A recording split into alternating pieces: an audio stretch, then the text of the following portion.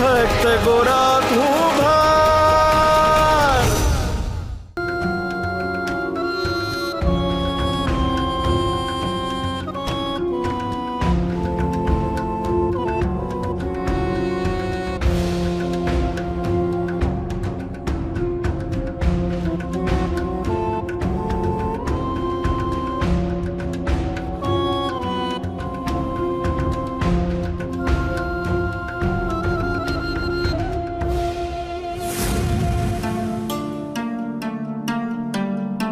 तुलसी, ओ तुलसी, तुलसी, तुलसी, क्या खोवाई गया था तमे? હું ક્યારનો તમને બોલાવતો હતો, જવાબ તો આપો। ભગત, મારા મગજમાં ક્યારની એક વાત ફર્યા કરે છે, જો તમને ખોટું ના લાગે તો એ વાત કહું। तुलसी, તમે મારા અર્ધાંગના છો ને અર્ધાંગના એટલે અડધું અંગ। તમે તમારે ચિંતા ન કરો, મને ખોટું નહીં લાગે। મને ખોટું લાગશે ને તો હરી હંધોય સંભાળી લેશે, પણ એ વાત કહીને ને તમારા મનનો બોજ હળવો કરી દો। શુરાભાને આપણે 100 કાવડિયા દેવું ચૂકવવા માટે આપ્યા હતા, એના માટે મને કોઈ વાંધો કે વિરોધ નથી, પણ હવે જરાક આપણો તો વિચાર કરો કે આપણે શું કરીશું। આપણે કેટલાય વખતથી આ ચોરા પર રાત દિવસ એક કરીને મજૂરી કરીએ છીએ, પણ ચૂલો પ્રગટવો જોઈએ ને। એ ચૂલો પ્રગટાવવા હાટુ જગ્યા જોઈએ, અને જગ્યા હાટુ કાવડિયા જોઈએ। ભગત, શું આપણે આમ ગોવિંદને ચોરા ઉપર મોટો કરીશું? એના માટે તો કંઈક વિચાર કરો। આમને આમ ક્યાં લગી હાલ છે ભગત?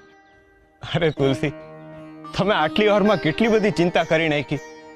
તમે જ્યારે જ્યારે આવું હસો છો ને ત્યારે મને બીક લાગે છે, એવું થાય કે મારે પાછું ક્યાંક તમારી હાથે ઝઘડવું પડશે।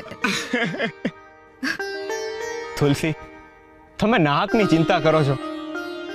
મેં હજી થોડીક વાર પહેલા જ કીધું ને કે હરી હંધોય સંભાળી લેશે, તો પછી જેને ચાકડો ચલાવવાનું બળ આપ્યું છે એને જ ચિંતા કરવા દો ને। તમારે તમારી બધી મૂંઝવણ જેને ચાકડો ચલાવતા ને માટલા ઘડતા શીખવું છે ને એના ઉપર નાખી દો।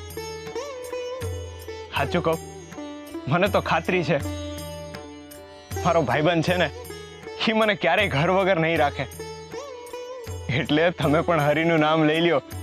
હરે કૃષ્ણ, હરે કૃષ્ણ। લ્યો, આ હરે કૃષ્ણ સાંભળીને બીજા ભગતે હસવા માંડ્યા। બિલકુલ તમારા પર ગયો છે। હા, મોટો થશે ને એટલે બધા એને ગોવિંદ ભગત તરીકે જ ઓળખશે। હાલો, હરિએ માટલા ઘડવાની પરવાનગી આપી દીધી છે તો એ કરી જ લે।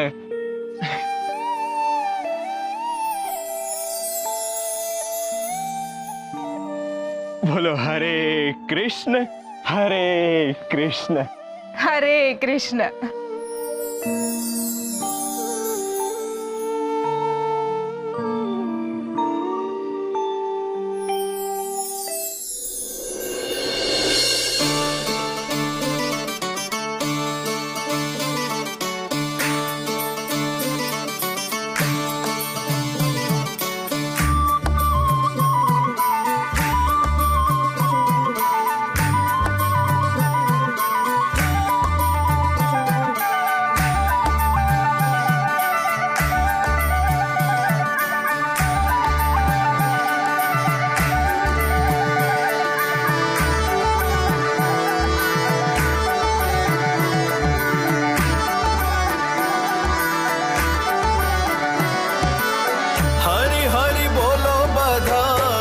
हरि बोलो, हरि हरि बोलो बधा, हरि हरि बोलो, जगत भुलावी सहु हरि हरि बोलो, जगत भुलावी सहु हरि हरि बोलो, हरि हरि बोलो बधा, हरि हरि बोलो, जगत भुलावी सहु हरि हरि बोलो, जगत भुलावी सहु हरि हरि बोलो।